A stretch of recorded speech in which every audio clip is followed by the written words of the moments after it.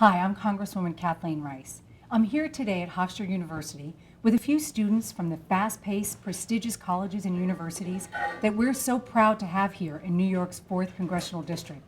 And we have some things we'd like to say to Supreme Court Justice Antonin Scalia. Justice Scalia, I know you've been getting a lot of criticism over the past week about your comments on affirmative action and your suggestion that African American students would be better served by going to, as you put it, lesser schools where they do not feel that they're being pushed ahead in classes that are too fast for them. I too was really shocked when I heard those comments, shocked to hear that a justice on the Supreme Court of the United States in the 21st century, a man as intelligent as yourself, could honestly believe such a theory. But the more I thought about it, I realized you must be joking. It must have been that dry sense of humor you're so well known for. You must have been pretending you believed what you said, just to show us all how preposterous it is to suggest that African American students don't have the ability to succeed at our nation's most competitive academic institutions, that they don't have the will to overcome challenges and would be better off at separate, inferior schools where they'll do well. If that was your intent, Justice Scalia, then well done. You've made a compelling case for why it's absolutely crucial that we continue fostering diversity and inclusiveness in our nation's colleges and universities, and keep working to overcome the history of institutionalized racism that has created such vast educational inequality in America. But all jokes aside, there's no question that Black students do face unique challenges on college campuses. I asked these 4 students to talk about what some of those challenges are and what they think about your comments. So on the off chance that you weren't joking, that you actually believe what you said from the bench, please listen, and maybe you'll learn a thing or two about what life is really like for Black college students. Why don't we start with you, Damien? How you doing? My name is Damien Delston. I'm a senior at Hofstra University. Hi, I'm Kendaya Charo, and I'm a junior at Adelphi University. Hi, I'm Nancy Adjamandua, and I'm a senior at Molloy College.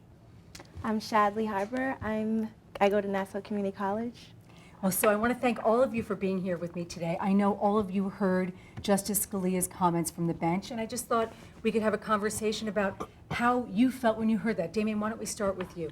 I think that that's part of the problem of what he said, that Black students can't compete at higher institutions of learning, that we are better off in slower schools. I think his comments enforce a stereotype about Black students.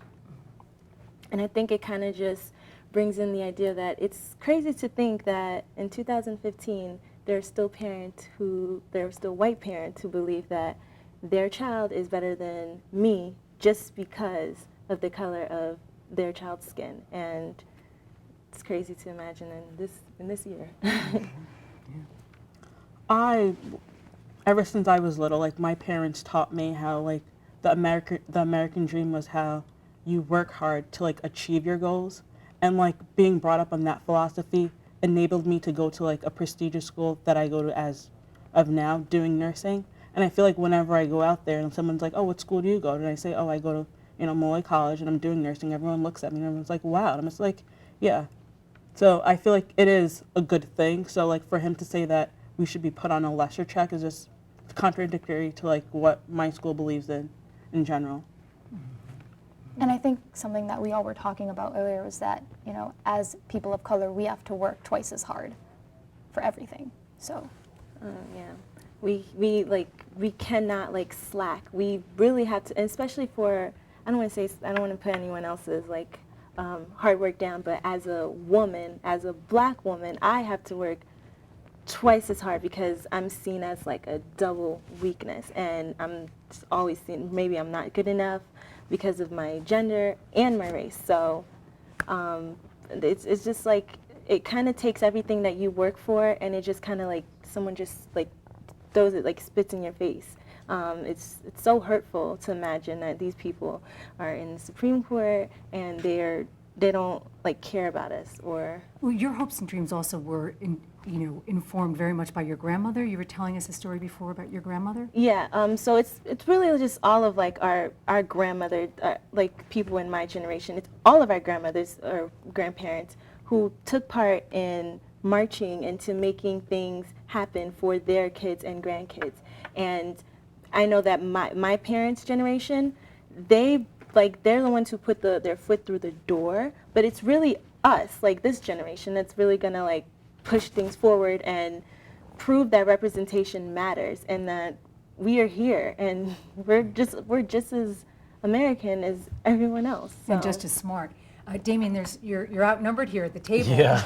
But do you think there's any difference in terms of gender as well for black students? I think, especially at Hofstra, there's like a lack of diversity in the administration.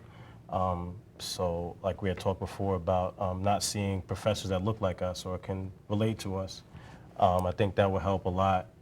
If on the administration side, it would help black students feel like I'm welcome here. I think that's maybe the issue, is that maybe black students, like Justice Scalia said, no black scientists come from colleges like UT. Well, maybe if black scientists felt welcome at UT, maybe they would go to UT. I think that, because of the stereotypes that are brought about by affirmative action, maybe they go to historically black colleges instead.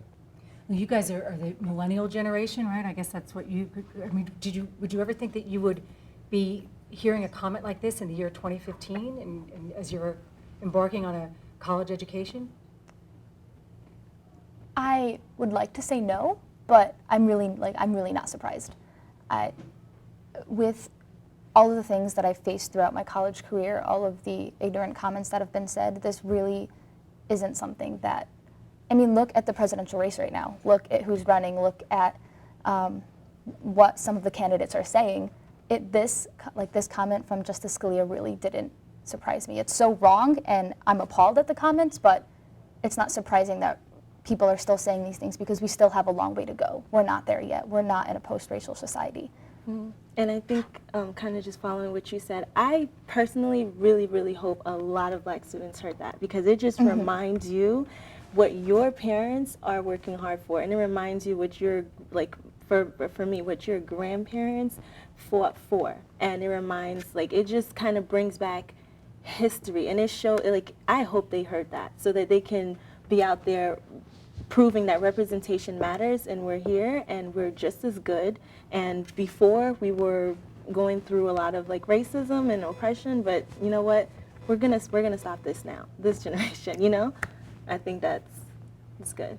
For me, I feel like someone in that high position to say something like that is just appalling.